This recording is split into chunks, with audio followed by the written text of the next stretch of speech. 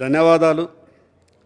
తెలంగాణ రాష్ట్ర ఇంధన శాఖ శ్వేతపత్రం మీద నాకు చర్చకు అవకాశం ఇచ్చినందుకు ముందుగా శాసనసభకు మొదటిసారి ఎన్నికైనటువంటి సభ్యుడిని.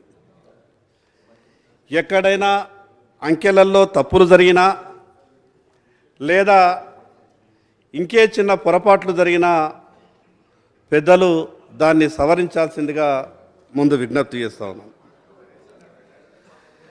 టీఆర్ఎస్ పార్టీ తరపున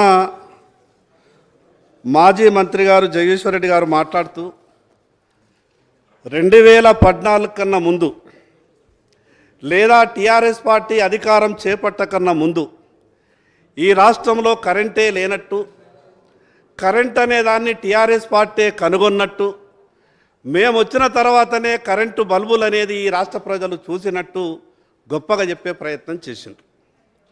అధ్యక్ష, ప్రజలు పరిపాలించడానికి అవకాశం ఇచ్చినప్పుడు మెరుగైన సౌకర్యాలు కలిగించడానికి, మెరుగైన సౌకర్యాలు ఇవ్వడానికి ఈ ఆధునిక యుగంలో అప్పులు చేయాల్సిన అవసరం తప్పకుండా వస్తుంది. కానీ అప్పులు చేసే ముందు లేదా అప్పులు చేసిన తర్వాతనైనా సరే చేసినటువంటి అప్పులు సరైన రీతిలో వినియోగం అవుతున్నాయా లేదా అని చూసేటటువంటి బాధ్యత ప్రభుత్వంలో ఉన్నటువంటి పెద్దలకు ఉంటుంది.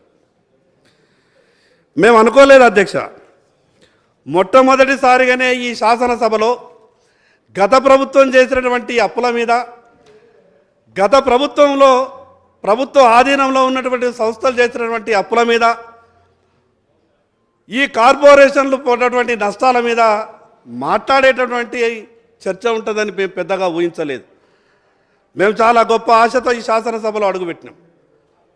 నేను 25 సంవత్సరాలు 30 సంవత్సరాల నుంచి స్థానిక సంస్థలకు ప్రాతినిధ్యం వహించినాం అధ్యక్ష. మేము అనుకున్నాం ఈ అధ్యక్ష అనే పదం వాడడానికి 25-30 సంవత్సరాలుగా గ్రౌండ్లో ప్రజలకు ఉన్నటువంటి కష్టాలలో అనేకమైనటువంటి పోరాటాలు చేసినటువంటి కారణంగా నా ఆదిలాబాద్ ప్రజలు నా పార్టీ ఇచ్చినటువంటి అవకాశం కారణంగా ఈ శాసనసభలో మాట్లాడటానికి అవకాశం వచ్చింది. అధ్యక్ష, రాష్ట్రం పురోగతి సాధించాలంటే విద్యుత్ ఉత్పత్తి కానీ విద్యుత్ సరఫరా మెరుగుగా ఉండాల్సిందే. ఎందుకంటే మనిషి జీవితం విద్యుత్ అనేది లేకుండా ఒక అడుగు కూడా ముందుకేసేటటువంటి పరిస్థితి లేదు. కానీ ఈరోజు తెలంగాణ రాష్ట్ర వ్యవసాయం కానీ రైతుల జీవితాలు కానీ విద్యుత్ మీదనే ఆధారపడి ఉన్నవి. ఎందుకంటే ఈ రాష్ట్రంలో కొత్తగా నిర్మించిన లేదా ప్రతిపాదించిన ఇరిగేషన్ ప్రాజెక్టులన్నీ విద్యుత్తుతో నడిపే లిఫ్ట్ ఇరిగేషన్లు మాత్రమే. మరి అందుకొరకు అధ్యక్ష, ఈ విద్యుత్ సంస్థల అప్పులు చూస్తే, ఈ విద్యుత్ సంస్థల నష్టాలు చూస్తే మరి ఇదంతా కూడా ప్రజలను ఎక్కడ భయభ్రాంతులకు గురి చేస్తుందో అనే అనుమానం కూడా కలుగుతూ ఉన్నది అధ్యక్ష. మరి అదేవిధంగా అధ్యక్ష, టీఆర్ఎస్ ప్రభుత్వం విద్యుత్ సంస్థలను ఒక పక్క ఇన్ని వేల కోట్ల రూపాయల అప్పులలో ఊరుకుపోయే విధంగా వ్యవహారం చేస్తే మరోపక్క కొత్తగా వచ్చినటువంటి కాంగ్రెస్ ప్రభుత్వం ఇచ్చినటువంటి హామీలను చూస్తే కూడా కొంత భయమేస్తున్నది అధ్యక్ష. వీరు ఒక పక్క 24 గంటలు కరెంట్ ఇచ్చినామని ప్రజలకు అబద్ధాలు చెప్పే ప్రయత్నం చేసిండ్రు. వాస్తవంగా గ్రౌండ్లో ఉన్నటువంటి మాకు తెలుసు 24 గంటలు ఏ రోజు కూడా గతంలో ఉన్నటువంటి టీఆర్ఎస్ ప్రభుత్వం రైతులకు కరెంట్ ఇవ్వలేదు. మాజీ మంత్రి గారు మాట్లాడుతూ ఒక మాట అన్నారు, ధర్నాలు చేసినరా మేము కరెంట్ ఇవ్వకుంటే సబ్స్టేషన్లు ముట్టడి ఉన్నాయా అని మాజీ మంత్రి గారు మాట్లాడారు. గడిచిన 10 సంవత్సరాలలో ఏ తెలంగాణ ప్రజలకన్నా ధర్నాలు చేసే అవకాశం ఉండేనా అధ్యక్ష?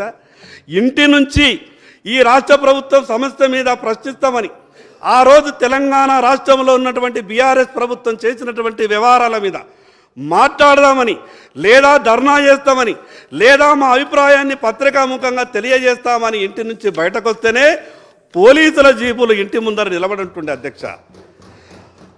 మరి ఈరోజు మాజీ మంత్రి గారు ధర్నాలు లేవు కాబట్టి, ఎవరు ఎక్కడ కూడా ప్రొటెస్ట్ చేయలేదు కాబట్టి మేము 24 గంటల కరెంటు ఇచ్చినట్టుగా మీరు భావించుకోండి అని అంటే అది సరియైన మాట కాదు అని నాకు అనిపిస్తుంది అధ్యక్ష.